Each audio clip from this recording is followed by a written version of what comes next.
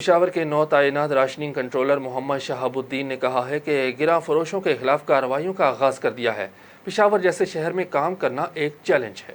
پشاور تقریباً یہ 22 جون سے میں نے چارج سنبھالا ہے اور اس کے بعد سے ہم نے کارروائیوں کا آغاز کیا ہے۔ ہمارا پورا سٹاف نیا ہے، سارے پشاور میں ہم کارروائیاں کرتے ہیں۔ 1 لاکھ تک ایسے ایک ہفتے میں ہم نے جرمانہ لگایا ہے اور تقریباً 60 تک FIR ہم نے درج کی ہے اور ان پر کارروائی جاری ہے، چونکہ ہمارا سٹاف سارے کا سارا نیا ہے نا۔ جو پریویس RC سٹاف تھا، ایک تو وہ لوکل تھا، ہمارا سٹاف جو ہے وہ دوسرے اضلاع سے تعلق رکھتا ہے، پھر ایک چیلنجنگ جاب بھی ہے، تو مسئلے مسائل تو کافی زیادہ ہے، لیکن ہم اپنی طرف سے کوشش کر رہے ہیں کہ ایک تو اس طرح ہے کہ سٹاف ہمارے ساتھ کم ہے نا،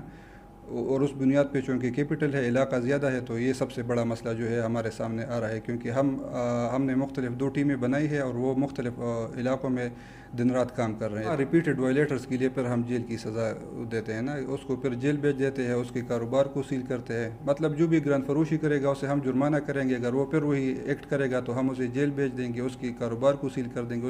اس کو بالکل سرے سے اجازت ہی نہیں ہوگی کاروبار کی۔